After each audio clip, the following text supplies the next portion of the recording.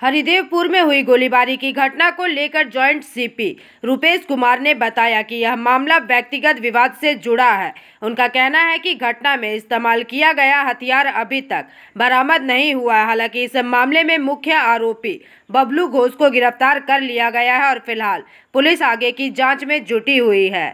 Indian football association West Bengal से Kolkata police को एक कंप्लेन मिला था कि कोलकाता प्रीमियर लीग फुटबॉल में कुछ टीम मैनेजर्स और कुछ प्लेयर्स मैच फिक्स करके स्कोर लाइन डिसाइड कर रहे हैं और इससे बेटिंग रैकेट्स जो चलाते हैं उनको फ़ायदा हो रहा है, क्योंकि उनके पास पहले से ही स्कोर लाइन रहता है।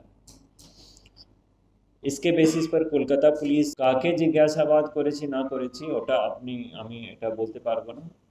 ওটা ইনভেস্টিগেশনের ব্যাপার আছে, কেস ডায়েরির পার্ট আছে। ফার্দার যে ইনফরমেশন যেটা আপনাদের সঙ্গে শেয়ার করা উচিত, so during course of investigation সমস্ত ইনফরমেশন আপনাদেরকে শেয়ার করা হবে।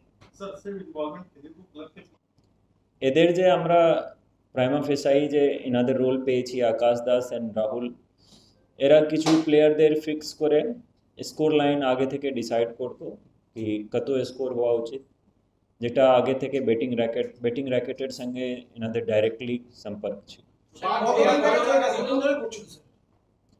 ওটা এখন বলা খুব মুশকিল আছে কতদিন ধরে করছিল, কত ম্যাচ ফিক্স করেছে আর কত লোক ইনভলভ আছেন, কারা কারা, এটা পরে আমাদের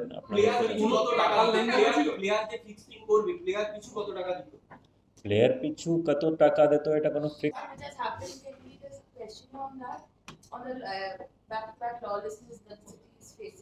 How about security that you're taking in consideration?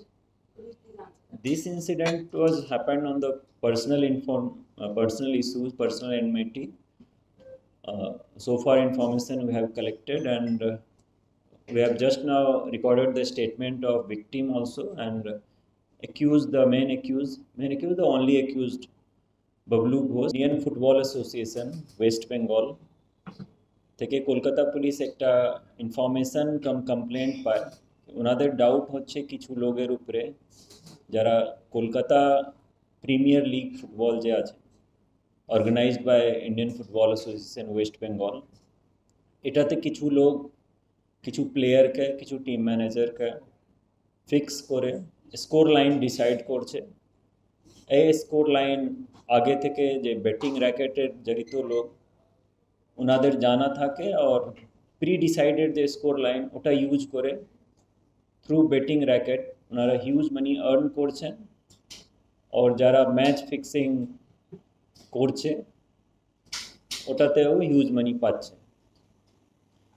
On this basis Kolkata police থেকে একটা ইনকোয়ারি ইনিশিয়েট করা হয়।